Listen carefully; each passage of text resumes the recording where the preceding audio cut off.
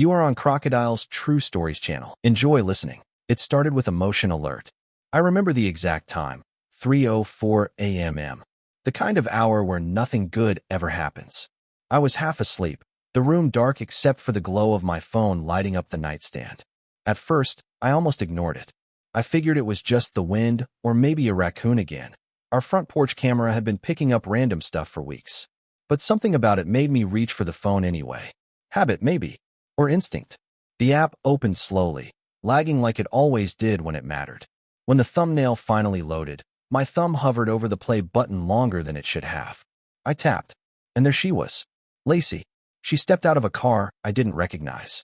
A black sedan, maybe a Camry. The headlights flicked off, and the engine idled quietly before shutting down completely. That alone was strange. Uber drivers don't K*LL the engine unless they plan to stay. Then the passenger door opened. Not hers. His. A man got out. Tall. Athletic build. Wearing a hoodie under a jacket. Jeans. Sneakers. Clean-shaven. Confident in a casual way. The kind of guy you don't notice until you do. He circled the front of the car, walked up beside her like it was routine. She didn't flinch, didn't look surprised to see him. If anything, she seemed comfortable. They talked for a few seconds. No audio, of course, but I could read her expressions. Smiling, tucking her hair behind her ear. That move, that little nervous habit I hadn't seen in a long time. Then came the hug. I didn't expect it. I told myself maybe it would be a quick side hug. Thanks for the ride hug. But it wasn't. He stepped in, and she let him. Both arms wrapped around her. Her arms folded around him too. She leaned her cheek against his chest. It lingered, maybe 3 seconds, maybe 5. But long enough. Too long for someone who was just a ride. Then he pulled back, said something that made her laugh. She touched his arm before turning toward the door. I could barely see her face in the shadows, but it looked soft, relaxed. She didn't look like someone who had just been at a sick friend's house. She looked like someone who had been somewhere she wanted to be. The door opened.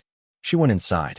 The guy walked back to the car, took his time, and drove off without turning the headlights back on. That was it. The whole clip was 38 seconds long.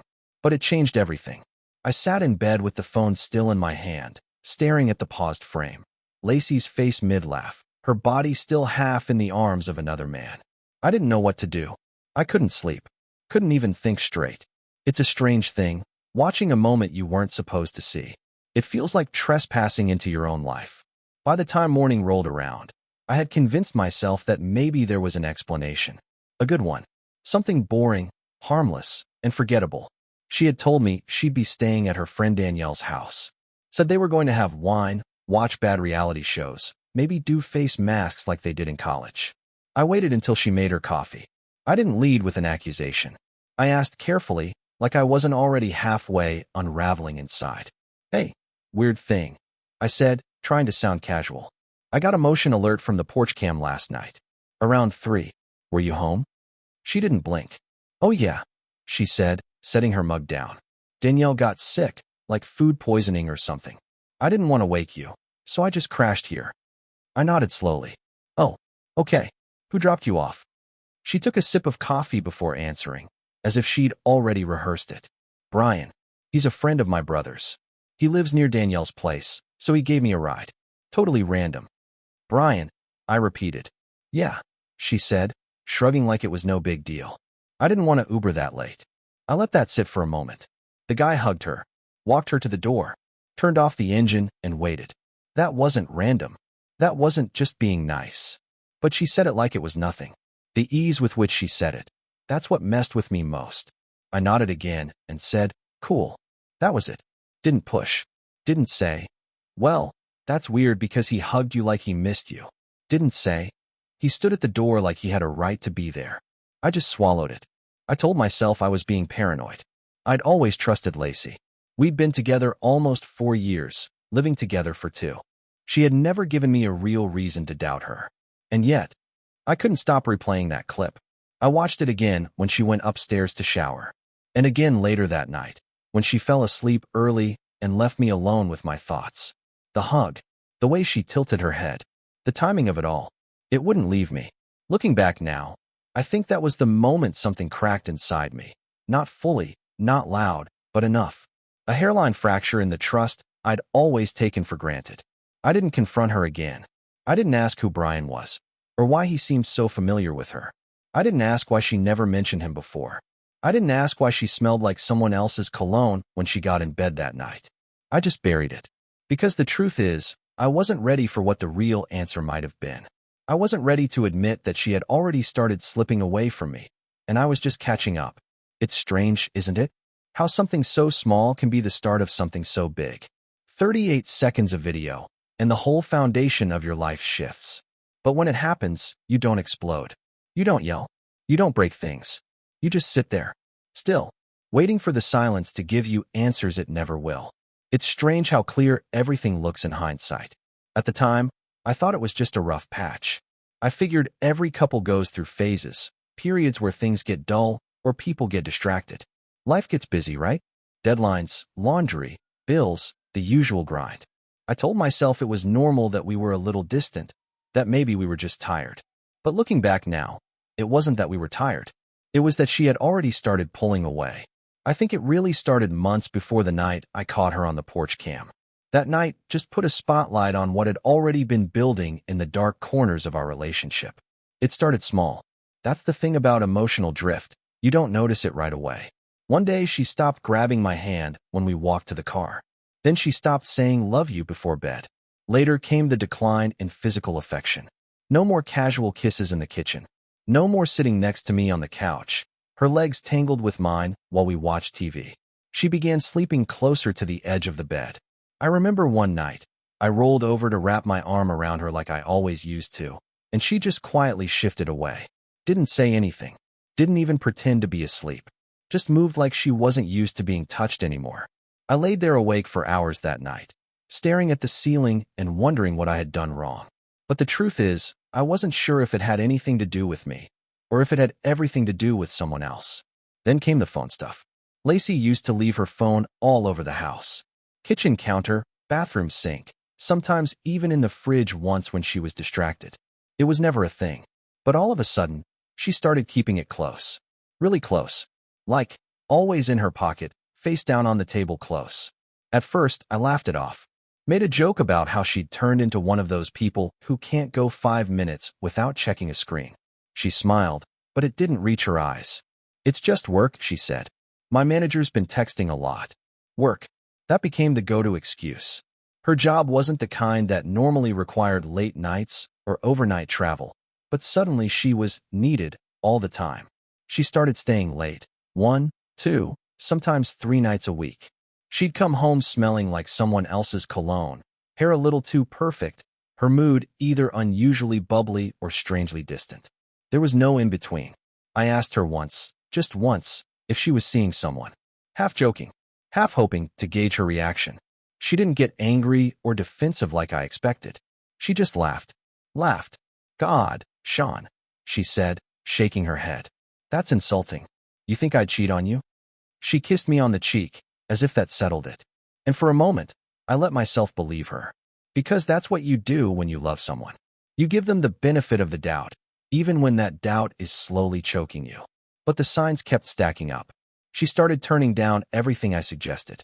Movie nights, dinner plans, even family events. There was always an excuse. Work, headaches, feeling tired, needing alone time. At first I tried to accommodate, thinking maybe she was stressed. I brought her favorite takeout home one Friday night and found her already halfway through a bottle of wine, watching a show we'd promised to binge together. She barely looked at me when I walked in. You started it without me? I asked. She shrugged. I needed something to take my mind off things. She didn't offer to restart the episode or even pause it. I sat down beside her and we watched in silence. I don't remember a single scene. I just remember how far apart we were sitting. And still, I stayed quiet. I didn't want to be that guy. The jealous one. The clingy one. The insecure one. I told myself she just needed space. That if I gave her enough room, she'd find her way back to me. But space doesn't fix things when someone's already filling it with someone else. The turning point came about 6 weeks before the porch cam incident. She told me she had to go on a work trip, just a quick 2-day thing in the next city over. I didn't think much of it. She even left her itinerary out on the counter like she was trying to reassure me. Flights, hotel, meeting times. all neatly printed. But here's the thing. We shared a joint email account for bills, reservations, that sort of thing. It didn't get much use anymore, but I still checked it occasionally. A couple days after she left, I saw an email come through, a flight confirmation. Only it wasn't for the city she claimed. It was a flight to Denver. She told me she'd be in Portland. I stared at the screen like it might change if I blinked hard enough. I refreshed the inbox 3 times. Still Denver. Round trip. Departure date matched. Return date matched. Seat selected. Window. I didn't ask her about it. I couldn't. Because once I did, I'd be inviting the truth. And deep down, I wasn't ready for it. Not yet. But after that, I started watching her differently. I noticed how she never talked about her day anymore. How she used to ramble about the smallest things, office drama, lunch orders, songs she got stuck in her head. That all stopped. When I asked how work went, she'd shrug and say, same old. No details. I noticed how she started dressing nicer, even on random weekdays. She used to wear leggings and hoodies when she worked from home. Now it was skirts, blouses, light perfume, even lipstick. I noticed how her eyes shifted when I walked into the room while she was on her phone. How she tilted the screen just slightly. How she suddenly remembered something she had to do and got up. And still, I didn't press her. Because it's easier to believe in a lie when the truth would shatter everything you've built. I kept telling myself it was nothing. That I was overthinking. That I had become paranoid. That maybe I was projecting my own insecurities onto her. That maybe love really does ebb and flow, and this was just a low tide. But even oceans don't lie forever. Eventually, they rise. And they swallow everything. That's what this was, an emotional high tide. And it had already started dragging pieces of us out to sea. It wasn't a question anymore. It wasn't paranoia. It wasn't suspicion. It wasn't a gut feeling I could swat away or some harmless theory I built in the middle of a sleepless night. It had become real, and it showed up in the worst way possible, right in front of my face. It happened at a dinner party. One of those casual get-togethers with a few mutual friends. The kind of event where someone brings too many bottles of red wine. Everyone pretends to care about the charcuterie board, and the playlist is just someone's Chill Vibes 2019 Spotify mix. Lacey had insisted we go. It caught me off guard, honestly. By then, she'd been avoiding any kind of joint social event like it was the plague. She always had an excuse. Too tired, too busy, not feeling well. But this time, she picked out her outfit the night before. Curled her hair. Wore a dress I hadn't seen in months. Something about it felt rehearsed. We showed up around 7. The house belonged to Brian and Tara, a couple we'd known for years. Cozy place, warm lights, big kitchen, backyard fire pit. People we trusted. At least, we used to. The moment we walked in, I could tell Lacey wasn't there with me. Not really. She drifted away as soon as we crossed the threshold. No hand squeeze. No whisper about the weird decorations. No shared glances across the room. Nothing. She slipped into the crowd like I was just her ride. And then I saw him. Same guy from the porch video. Same tall frame. Same casual but careful style. Like he thought hard about how not to look like he was trying. Clean beard, expensive watch. That kind of fake easy charm some guys were like cologne. They found each other like magnets. I stood near the kitchen, making slow, shallow conversation with some guy from Lacey's old job. But I kept her in my peripheral. I watched her laugh too loud. I watched her lean in too close. I watched her fix his collar, touch his wrist when she told a story, and look at him like he was the only one in the room. And me? I may as well have been the ghost of a man she used to know. I don't think she even introduced me to him. I was nursing a warm drink, listening to people talk about home renovations, when I felt a light tap on my shoulder. I turned to see Alana, Lacey's closest friend. We'd known each other for years, though never deeply. She usually kept her distance, always polite, always neutral. But tonight she looked conflicted. Her expression was tight, like someone who had been holding something back for too long. "Can we talk for a second?" she asked quietly. We stepped out into the hallway, near the coat closet. The music was softer there, muffled by the walls. "I shouldn't be doing this," she said, biting her lip. "But you deserve to know." I didn't say anything, just waited. She glanced over her shoulder, then pulled something from her purse, a folded photo. Printed, not digital. Like she didn't want any trace of it online. This was from 2 weeks ago. Girls' getaway weekend, remember that? I nodded slowly. Lacey had told me she and a few of the girls were heading to a beachside hotel. I even helped her pack. She'd kissed me goodbye that Friday morning with a quick, love you, that already felt miles away. Alana handed me the photo. I stared at it. There, through a tinted hotel window, was Lacey. Her face was angled slightly down, hair tied back, wearing a robe. She was sitting on someone's lap, his lap. The man from the party. His arms were wrapped around her waist. Her hand rested on his chest. Their faces were inches apart, and if I squinted, I could see her smiling. It hit me like a punch to the ribs. Not because it was shocking, but because it wasn't. It confirmed everything I had spent months suppressing. I just stood there, frozen. My fingers trembled, but I didn't feel anger. Not yet. Just clarity. A strange, cold stillness settled over me. Like hearing the final piece of a terrible story and realizing you already knew the ending. You just hadn't wanted to admit it. I'm sorry, Alana said. I wanted to tell you earlier, but I didn't know how. I didn't want to be the one to blow everything up. But tonight, the way she's acting, it's just cruel. I looked at her, nodded once, and handed the photo back. You can keep it, she said. I didn't. I walked back into the party and stood quietly by the sliding glass door, looking out at the fire pit. Lacey was still across the room, her head thrown back in laughter, hand on his arm. They were talking to another couple like they were hosting the night. And me? I was just another guest. Someone she used to love. That night, I didn't confront her. We rode home in silence. She talked idly about how fun the night had been, about how great it was to see everyone.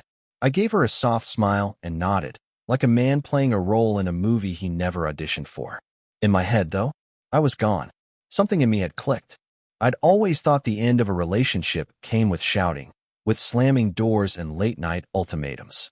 But no, sometimes it comes in silence.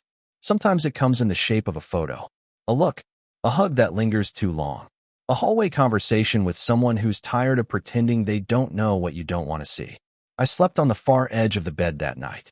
Lacey snored quietly beside me, unbothered, wrapped in a blanket that used to be ours. I laid there in the dark, staring at the ceiling, thinking about how love dies. Not in a blaze, but in the slow, quiet fade of everything that once held you together. And just like that, I knew.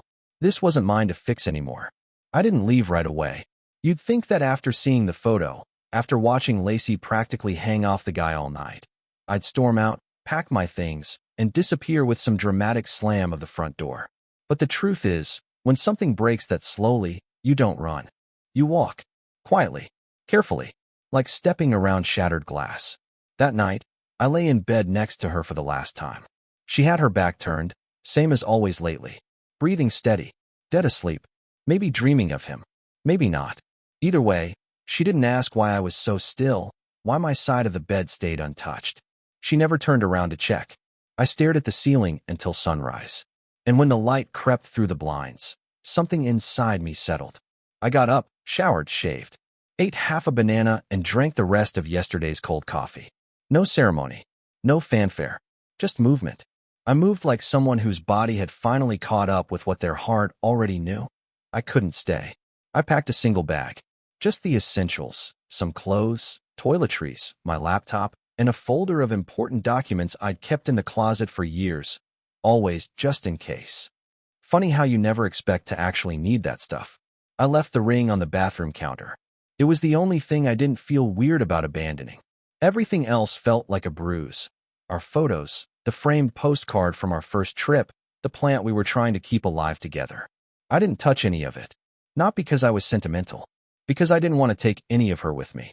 I texted one person, my old friend Nate. We'd fallen out of regular touch, like most friends do once life gets busy. But he was the one guy I knew would open his door, no questions asked. Can I crash for a few days? His response came back in under a minute. Yeah, of course. Keys under the mat. And that was it. I didn't leave a note. I didn't sit her down to talk. I didn't do the whole, we need to discuss this thing. Because what was there left to say? She knew. Even if she didn't have the courage to admit it out loud, she knew. Her silence, her distance, her secrecy, they all confessed long before I ever asked. When I shut the front door behind me, I didn't look back. I drove across town with the windows down. No music. Just air. Just motion. I wasn't crying. I wasn't raging. I wasn't anything, really. I felt blank. Like someone had scraped my insides clean, leaving just enough behind to steer the car. Nate's apartment sat above a barber shop on a quiet street. When I got there, he was still at work, but he'd left the light on and a towel for me on the couch. That first night, I just sat there in his living room, staring at nothing. I didn't even turn on the TV. I just watched the shadows change on the wall as the sun set. The silence wasn't hollow. It was honest. And in its own way, it was a kind of peace. I turned off my phone that night. Not airplane mode, off. I didn't want the buzz. I didn't want to see her name pop up. I didn't want apologies. Or questions. Or worse, pretend confusion. I wasn't interested in whatever version of the story she was going to try to sell me. I was done buying anything from her. That night, I slept on a lumpy couch under a scratchy blanket, and I slept better than I had in weeks. Because I was gone. Not just physically, but emotionally. Whatever version of me had been waiting, hoping, pleading, for her to come back, he didn't live in me anymore. That version had been slowly chipped away, a little more each time she brushed me off, every time she pulled back without explanation, every lie wrapped in a smile. Now that guy was gone, and in his place was someone quiet. Someone empty, maybe, but someone free. The next morning, I walked to a nearby coffee shop and ordered the most complicated drink on the menu, just because. Sat at the window for an hour, watching strangers live their lives. It felt good to be invisible for a while. No questions, no forced conversations, no pretending to be okay when I wasn't. And still, something inside me had already begged asterisk and a shift.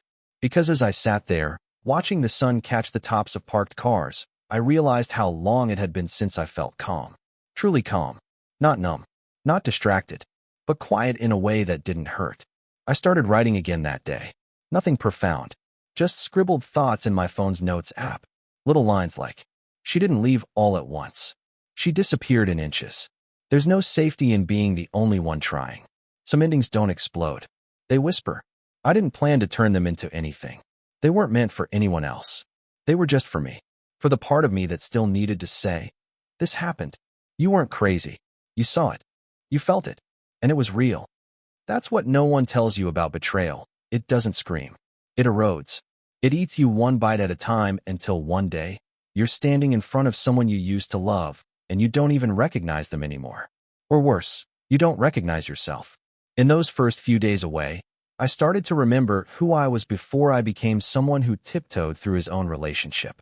Before I turned into a guy measuring every word, trying not to seem needy or paranoid.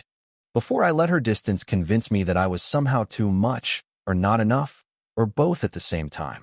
And as that memory of myself returned, so did the anger. Not the kind that wants revenge, the kind that wants clarity. Because the deeper I dug, the more I saw the pattern. Not just the betrayal, but the way she made me feel small for noticing. The way she twisted conversations so I'd end up apologizing for asking questions. The way she turned my instincts against me. Gaslighting, they call it. I used to think that word was overused. Now I know it's just underrecognized. I thought about all the times I gave her grace. All the times I said, it's okay when it wasn't. All the times I let her off the hook because I wanted so badly to believe we were still okay. But the truth was, I hadn't felt loved in a long time. I'd felt tolerated, managed, pushed aside when convenient, and pulled close when she needed the comfort of someone familiar. It wasn't love. Not anymore. Maybe not for a while. By the third day at Nate's, I realized I didn't miss her. I missed who I thought she was. I missed who I thought we were. But her? The real, present-tense version of Lacey? I didn't miss her. I didn't trust her. I didn't even want answers from her anymore. And when my phone finally buzzed, after 3 days of silence, I let it sit. I didn't check the messages. I didn't play back the missed voicemails. I didn't open her name like it was a wound I needed to press on just to feel something. Because for once, I didn't need to hurt to prove I had loved. I had. And now I was done. The apartment wasn't much. Just a one-bedroom above a bakery on Maple and Fifth, the kind of place with scuffed baseboards and windows that fogged up if you so much as boiled water. But it was mine. Or, at least, it felt like it. No one else's shoes by the door. No echo of her perfume in the bathroom. No half-used bottle of shampoo I didn't recognize. No questions. No lies. Just 4 walls and a front door that didn't open unless I wanted it to. I signed the lease on a Wednesday, with the air smelling like burnt sugar and cinnamon. The bakery downstairs made fresh pastries every morning, and the scent crept up through the floorboards like some kind of therapy I didn't ask for but gratefully accepted. My name was on the mailbox. Just mine. That first morning, I sat at the window with coffee in hand, black, bitter, burnt, and watched the city wake up. Delivery trucks, dog walkers, a kid riding a scooter too fast for the sidewalk. I wasn't smiling, not exactly, but I wasn't drowning either. It felt good to be off the map. I spent the first few weeks doing things slowly, on purpose. I jogged in the mornings, not to chase fitness, but to chase stillness.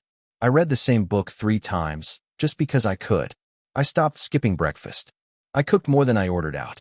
I bought plants and tried not to K*LL them. I took long walks without checking the time.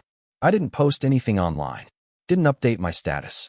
Didn't answer questions I wasn't ready for. Lacey texted. A lot at first. Then less. Then more, randomly, as if trying to test the line to see if I'd still pick up. The messages ranged from casual, "Hey, just wanted to check in," to cryptic, "I'm thinking about you," to the kind that held too much weight for how little they were deserved, "Can we talk?" I didn't reply. Not out of anger. Not out of spite. But because I genuinely had nothing left to say. You reach a point where closure isn't something someone gives you. It's something you give yourself, quietly, in the mirror, over a stretch of days that no one else notices. You stop needing their explanations. You stop needing their apologies. You just stop needing them. One afternoon, I got a text from Alana. Short and simple. "Hope you're doing okay." No pressure to respond. It made me sit down. Because even though we weren't close, she had been the only one who stepped forward when it counted. The only one who didn't stay silent. And in a world where most people look away from the discomfort of someone else's unraveling, that meant something. I didn't text her back that day, or the next, but 3 days later, I typed, "Appreciate you." She wrote back a few minutes later, "Still here. No expectations." We exchanged a few messages over the next couple of weeks, mostly neutral stuff. How her job was going.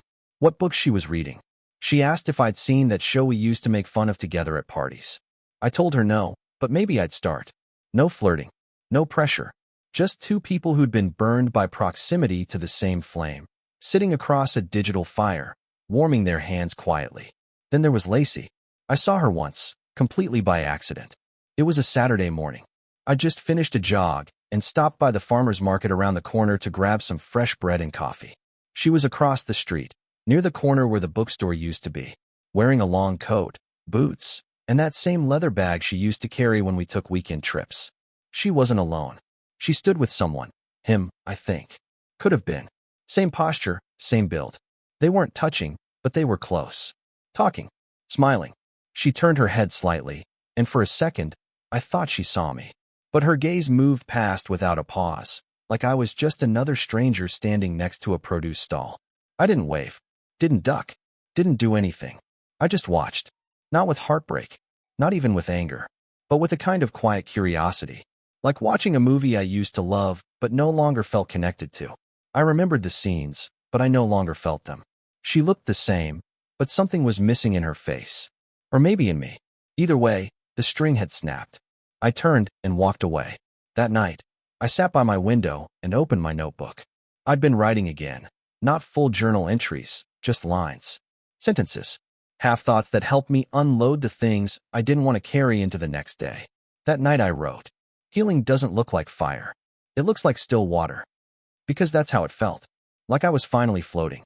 Not swimming, not sinking. Just floating. Letting myself be held by the days. Not rushing to escape them. A week later, I found out from a mutual friend that Lacey had been trying to figure out where I was living. She asked around, the friend said. Didn't say why, but you should probably know. I nodded, thanked them, didn't say more. 2 days later, she showed up. I was coming back from the grocery store, bags in both hands, when I saw her across the street. She didn't say anything, just stood there, by the edge of the sidewalk, looking up at the building. When she spotted me, she froze. I didn't stop walking. I didn't go faster either. I passed her like a breeze. She opened her mouth to speak. I saw her lips move, maybe my name, maybe something else, but I didn't hear it. Didn't need to. I gave her a brief look.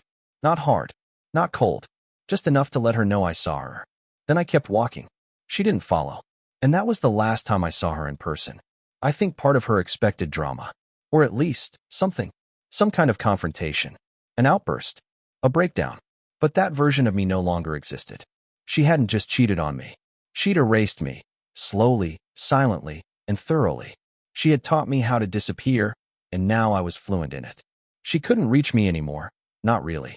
Some nights I still thought about her, not out of longing, but as a kind of mental stretch, a reminder, like touching a scar just to prove it's healed.